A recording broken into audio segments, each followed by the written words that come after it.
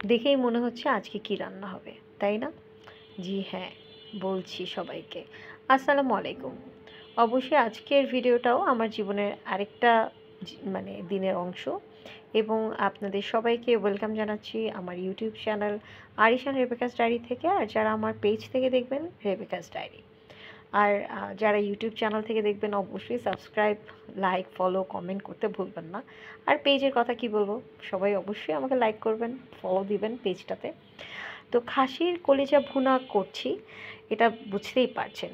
কিন্তু খাসির কলিজা ভুনার আগে বলছি আর যেটা সেটা হচ্ছে যে আমার হাঁড়ি পাতিল দেখে প্লিজ কেউ অন্তত বলবেন না এ কী অবস্থা, কেমন ট্যাপা টুপা পুরানো পাতিলে কাজ করছে। জিনিসপত্র যত পুরনো হবে তত ব্যবহার করে কিন্তু আনন্দ। আর এই প্রত্যেকটা হাঁড়ি পাতিলেরই কিছু অংশ আমার অনেক পুরাতন, অর্থাৎ আমার আব্বু আম্মুর ব্যবহারকৃত, আবার কিছু আছে আমার নিজের। যাই হোক, সে গল্প পরে বলা যাবে। আজকে আমি কোনো রান্নার রেসিপি আপনাদের সাথে শেয়ার করব না, আপনাদের সাথে যেটা শেয়ার করব সেটা হচ্ছে কিছু গল্প। খাসির কলিজার সাথে এখানে ফ্যাপসা, গুর্দা সব আছে। তো সবাই জানি খাসির কলিজা বা গরুর কলিজা যেটাই আমরা মানে রান্না করি না কেন, রান্না করার আগে বা ভুনা করার আগে আমরা এটা আগে গরম পানিতে একটু সিদ্ধ করে নিই। এবং সিদ্ধ করার সময় অনেকেই শুধু লবণ দিয়ে সিদ্ধ করে, আবার অনেকে এভাবেই সিদ্ধ করে। আমি ছোটোবেলা থেকে দেখে এসেছি লবণ এবং একটু হলুদ দিয়ে সিদ্ধ করতে। তো যে যেভাবে রান্না করতে পছন্দ করে সে সেভাবেই রান্না করবে। আচ্ছা, এই ফাঁকে বলে নিই, আমার হাজব্যান্ড আমাকে বলছিল যে আমি রান্না শুধুমাত্র গরুর মাংসটাই ভালো করি, আর কোনো কিছু রান্না ভালো করি না। আমার রান্না কোনোটাই সুন্দর হয় না। এর থেকে দুঃখের, কষ্টের আর কোনো কথা হইতে পারে বলেন? রান্না আসলে একটা আর্ট, তাই না? আচ্ছা, খাসির কলিজা সিদ্ধ হওয়ার মাঝখানে যেটা হয়, যখন সিদ্ধ হয় এরকম ফেনা ফেনা হয়, তখন যে রক্ত বা ময়লা জিনিসগুলো আছে সেগুলো আস্তে আস্তে করে উপরে উঠে আসতে থাকে। তো আমি এই সিদ্ধটা প্রায় আধা ঘন্টা 40 মিনিট ধরে করেছি। কারণ খাসির কলিজা বেশি সিদ্ধ করলেও কোনো লাভ নেই, অল্প সিদ্ধ করলেও কোনো লাভ নেই। তো তার থেকে বরং যেটা হচ্ছে ময়লাটা পরিষ্কার হওয়াটা অনেক জরুরি। তো ময়লাটা পরিষ্কার করে আমি একটা চালনিতে নিয়ে নিয়েছি এবং ভালো করে আবার এটাকে ধুয়ে নিয়েছি। দেখতে পাচ্ছেন ধোয়া উঠে এমন একটা অবস্থা হলো যে দেখাই যাচ্ছিল না। যাই হোক, এই ধোবার পরে দেখেন কত ময়লা বের হয়েছে এবং কি সুন্দর এখন পরিষ্কার হয়ে গেছে। যেহেতু বড় বড় সাইজ করা ছিল তাই আমি আরেকটু ছোট সাইজ করে নিলাম। আর হ্যাঁ, আমি এবার কলিজা ভুনা করার সময় কোনো আলু ব্যবহার করব না। আচ্ছা, যে গল্পটা বলছিলাম, যে আমার হাজব্যান্ড বলছিল যে দেখো আজকে তুমি কলিজা রান্না করবা, যদি সুযোগ হয় একটু মানে বিভিন্ন রান্নার রেসিপি যদি দেখে রান্না করো খুব ভালো হয়, কারণ তুমি গরুর মাংস ছাড়া কোনো রান্নাই ভালো করো না। কি ইনসাল্টিং, তাই না কথাটা? আসলে রান্না একটা আর্ট। আপনার যখন মন ভালো থাকবে আপনি ঠিকই মনোযোগ দিয়ে রান্না করবেন। তবে আমরা সাধারণত কলিজাটা নিশ্চয়ই প্রতিদিন খাই না, তার জন্য স্পেশাল কিছু রান্না করার সময় আপনাকে আসলে কিছু ট্রিক্স, কিছু রেসিপি বা বড়দের কথা শোনাটা জরুরি। তো স্বাভাবিক হিসেবেই আমি আমার হাজব্যান্ডের সাথে ফোনে কথা শেষ করে কতক্ষণ ইউটিউবে রান্না খুঁজলাম। যেটা সবচেয়ে ভালো লেগেছে সেই রান্না থেকেই আমি কিছু ট্রিক্স নিলাম। তবে যে রান্নাটা দেখেছি বিশ্বাস করেন আমি সেম টু সেম সেইভাবেই রান্না করি, কোনো কিছু এক্সট্রাভাবে মানে করা হয় না। তবে হ্যাঁ, সেই রান্নায় ব্যাপারটা ছিল পেঁয়াজের সাথে গরম মশলা আগে আগে দিয়ে দিয়েছিল, আমি গরম মশলাটা পরে দিয়েছি। এই যে আগে পিছে তফাৎ, আমি কনফার্ম যদি আমার হাজব্যান্ড এই ভিডিওটা দেখে এবং যদি আমি আমার হাজব্যান্ডকে এই কথাটা বলি তখনই বলবে এই কারণ নেই রান্নার টেস্ট একটু উলট পালট হয়েছে। সত্যি বলতে সে যদি কোনো রান্নার রেসিপি ফলো করে একেবারে হুবহু ফলো করে। আমরা যেরকমটা যারা আমরা প্রতিদিন রান্নাবান্না করি আমরা আসলে আগে পিছে করে নেই, কিন্তু প্রসেসিংটা সেম। যাই হোক, এখানে আমি 1 কাপের বেশি পেঁয়াজ দিয়ে নিয়েছিলাম। আর পেঁয়াজটা আমি আগেই কেটে রেখেছিলাম, তার জন্য দেখতে মনে হয়েছিল যে একটু মানে ফ্রিজিং ফ্রিজিং। যেহেতু রান্নাটা আমাদের একটু দেরিতে করা হয় কারণ আপনারা নিশ্চয়ই জানেন যে বাংলাদেশের ঢাকা শহরে গ্যাসের এখন অনেক এলাকাতেই সমস্যা চলছে। সো ওই একটা ইস্যু থাকে, তার জন্য আমি আমার কনভিনিয়েন্ট টাইম বুঝে মানে আমার সুবিধা মতো একটা সময়ে আমি রান্নাটা করি। তো পেঁয়াজটা একটু লাল লাল করে ভেজে নিলাম, শুকনা মরিচ দিলাম। তো রান্নার রেসিপিতে যা যা ছিল সেইভাবেই করেছি। রান্নার সময় আজকে আমাকে ভিডিও তারিশ একদম হেল্প করতে পারিনি, বিকজ ওর পরীক্ষা। আর এই কারণেই আমি আজকে আমার ছোট ভাইকে দিয়ে ভিডিওটা করিয়েছি। কারণ হয় কি, এক হাতে আপনি মোবাইলটাকে ধরবেন অথবা স্ট্যান্ডে রাখবেন, আর এক হাতে রান্না করবেন, খুবই ডিফিকাল্ট। আর রান্না যদি একটু খারাপ হয় আজকে, তাহলে আমার হাজব্যান্ডের কথা মতো আমার রান্না আজকে বাজে হবে। কিন্তু আমি কনফার্ম যে আজকে আমার রান্না খুব ভালো হয়েছে, আলহামদুলিল্লাহ। আচ্ছা, আমি ঝোলটা যাতে আরও ঘন হয় এই কারণে পেঁয়াজের সাথে পেঁয়াজ বাটাটা আমি দিয়েছি।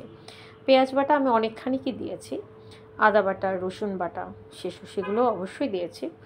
আর সিদ্ধ করার সময় লবণ দিয়েছিলাম, কিন্তু আমি এখানেও আবার লবণ দিয়েছি, কারণ সিদ্ধর সময় যে লবণটা সেটা পানির সাথে তো অনেকখানি চলে যায়, আর ময়লার সাথেও চলে গেছে। সো সিদ্ধ হয়ে যাওয়ার পর আমি অবশ্যই টেস্ট করে দেখেছিলাম যে এখন কী অবস্থা, ভালো ছিল, লবণের প্রয়োজন ছিল। তাই এই যে মশলা ভুনা করছি, মশলাটা কষানোর সময় আমার অবশ্যই লবণ দিতে হয়েছিল, যাতে করে সব কিছু পারফেক্ট থাকে। আর ওই যে বললাম স্বাদ মতো লবণ দিবেন, আসলে এক একজনের টেস্ট এক এক রকম, এক একজনের স্বাদ এক এক রকম। তো সেই হিসেবে আমি আসলে সবসময় দেখা যায় এক কড়াই রান্নার জন্য 1 চামচ মানে দিয়েই থাকি লবণটা। আমার কাছে মনে হয় যে এটা দরকার। সো 1 চামচ লবণ দিলে দেখা যায় যে হয়েই যায়, কিন্তু 1 চামচ থেকে বেশি দিলেই লবণের 12টা বেজে যায়, মানে তরকারিতে লবণটা বেশি হয়। যাই হোক, আমি ভিডিওটাতে যেরকম ছিল যে আলাদা করে মরিচের গুঁড়ো, হলুদের গুঁড়ো, ধনিয়ার গুঁড়ো, জিরের গুঁড়ো, গরম মশলার গুঁড়ো, আস্ত গরম মশলা, অনেকে লেবুর রস দেয়, তো আমার কাছে লেবুর রসটা ছিল না, আমি সিরকা দিয়েছি। দুইটা একটা একই একই জিনিস দিলেই হলো। আবার অনেকে রান্নার পরে একটু হালকা চিনি দেয়, আমি ওটা দিই নাই। আবার অনেকে চাইনিজ স্টাইলে করতে চাইলে টেস্টিং সল্ট দেয়, আমাদের বাসায় আমরা কেউ টেস্টিং সল্ট খাই না, তাই সেটাও ব্যবহার করি নাই। সো বুঝতেই পারছেন আমি হলুদ গুঁড়ো, মরিচ গুঁড়ো, ধনিয়া গুঁড়ো এবং গরম মশলা গুঁড়ো দিয়েছি। জিরার গুঁড়োটা আমি সবার পরে দেবো, এই কারণে আমি জিরার গুঁড়ো দিইনি। এখন যেটা করছি যে মশলা কষাতে কষাতে হঠাৎ করে মনে হলো, আহা, রান্নার রেসিপিতে তো তেলের মানে যখন তেল আর পেঁয়াজ দেওয়া হয়েছিল তখন গরম মশলার আস্ত দেওয়া হয়েছিল, আমি তো সেটাতেই নেই।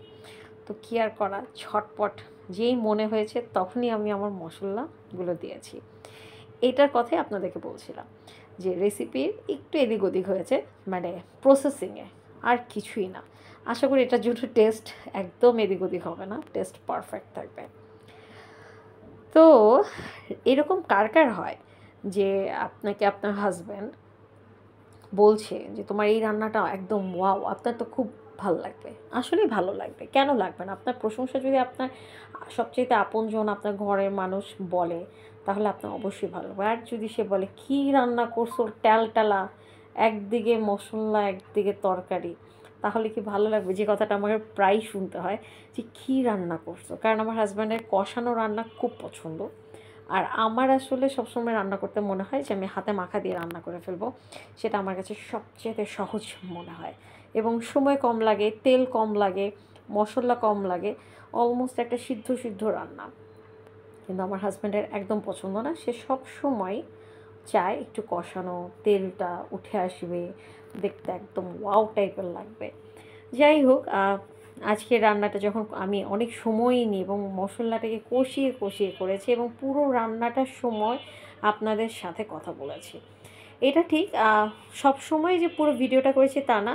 আমি মশলাটা কষানোর পর যখন আমি কলিজাটা দিয়ে দিই, দিয়ে প্রায় 15 মিনিট ঢেকে রেখেছিলাম। কলিজাটার মধ্যে মশলাগুলো অ্যাড হয়েছে, আবার পানি দিয়ে আবার মানে কলিজাগুলোকে নাড়াচাড়া করে আবার ঢেকে দিয়েছিলাম। এরকম করে আমার আরও আধা ঘন্টা 40 মিনিটের মতো সময় লেগেছে। আমি কাঁচামরিচ আর দিইনি, অবশ্য কাঁচামরিচটা দিলে দেখতে সুন্দর লাগতো, কিন্তু টেস্টের কোনো হেরফের হতো না। কাঁচামরিচ আমার কাছে দুটো ছিল, আমি দুটোই দিয়ে দিয়েছি। আর বাইরে যে ঝড় বৃষ্টি, আজকের এই ঝড় বৃষ্টির মধ্যে বাতাসটা এত সুন্দর ছিল, রান্না করতে একদম কষ্ট লাগেনি। মনে হচ্ছিল যে শান্তি, এত সুন্দর করে রান্নাটা করছি। সাদা যদি খিচুড়ি কিংবা পোলাও রান্না করতাম তাহলে মনে হয় বেশ জমতো, কিন্তু সাদা ভাত দিয়ে খাবো, কারণ সাদা ভাত দিয়ে খেতে মজাটাই আলাদা। আমার কিন্তু এই ছোটো ছোটো পাতিলে রান্না করতে ভালো লাগে। আচ্ছা, আমার এই কড়াইয়ের চেহারা দেখে আপনারা বলবেন না কেউ প্লিজ, একটু দামি কড়াইতে তো রান্না করা যেত, কড়াইয়ের চেহারা এরকম কেন? আপনি একটা কড়াই কিনতে পারেন না? না, পারি না। আমার এই কড়াইটা খুব পছন্দের, এরকম আমার 2টা কড়াই আছে এবং এই কড়াইগুলা এত এত কাজের যে আপনার ফেলে দিতেও মন চাইবে না। আচ্ছা, কারো যদি কোনো ট্রিক্স জানা থাকে যে এই কড়াইগুলো একেবারে ঝকমকা সাদা করে ফেলবো, আমাকে কমেন্টে জানাবেন ঝকমকা সাদা করার জন্য যে কী ট্রিক্স ব্যবহার করতে হয়, অথবা কোনো লিঙ্ক যদি থাকে অবশ্যই কমেন্টে শেয়ার করবেন। আর আমার এই ভিডিওটা অনেক বড় হয়ে গেছে দেখে বিরক্ত হবেন না, কিন্তু কলিজা ভুনাটা কিন্তু আস্তে আস্তে রান্নাটা কিন্তু সেই লেভেলে সুন্দর হচ্ছে, নিশ্চয়ই দেখতে পাচ্ছেন। আর দেশি রান্না যদি হয় মজাদার, তাহলে তো কথাই নাই। আচ্ছা, অনেকেই বলে খাসির মাংসে, খাসির কলিজা বা খাসির পায়েতে এক ধরনের গন্ধ থাকে, তবে আমি যে কয়বারই যা রান্না করেছি আলহামদুলিল্লাহ এরকম কোনো গন্ধ পাওয়া যায়নি। আমি কিন্তু ঢাকনাটা উঠিয়েছি প্রায় 15 মিনিট পরে, এবং উঠানোর পর দেখলাম পানিটা অনেকটা টেনে আসছে, অর্থাৎ শুকিয়ে গেছে। আমি আবার নাড়াচাড়া দিয়ে আবার ঢেকে দেওয়ার প্ল্যান করছিলাম, পরে মনে হলো কি আমি আরেকবার পানি দিব, আরেকবার দিব না, মানে কনফিউজ ছিলাম। রান্নার রেসিপিটা দেখেছি সেজাস মম আর সাজিয়াস মম কিছু একটা চ্যানেল থেকে। এই আপুটা এখন মনে হয় ইউকেতে থাকে, সেজাস মমই হবে। তারপর আমি বড় কড়াই থেকে ছোট একটা কড়াইতে আমি এই কলিজাটাকে শিফট করে নিয়ে আসছি, এবং আমি কিন্তু শুরুতে জিরা দিইনি, জিরাটা আমি শেষে দিয়েছি, এবং দেখেন চারপাশে কিন্তু তেল উঠে আসছে। তার মানে আজকের রান্নাটা পারফেক্ট, পারফেক্ট মানে পুরাই পারফেক্ট। আমি এর মাঝখানে লবণ চেক করে নিয়েছিলাম। সো আজকে আমার মনে হচ্ছে আমার হাজব্যান্ড একবারের জন্য বলবে না যে তেল একদিকে তরকারি একদিকে ট্যালটালা হয়ে আছে। যাই বলেন নাই বলেন, ঘরের কর্তাকে আপনি যদি ভালো রান্না করে খাওয়াতে পারেন, আপনার মতো সুখী মানুষ পৃথিবীতে আর কেউ নাই। সেটা ঘরের কর্তা না, বাবা মা ভাই বোন আত্মীয় স্বজন যে কাউকেই আপনি মজাদার রান্না করে খাওয়ান, দেখবেন আপনি হচ্ছেন তাদের কাছে সেরা। আর থ্যাংক ইউ সো মাচ আমার এই পুরো ভিডিওটা সবাই ধৈর্য নিয়ে দেখেছেন বলে।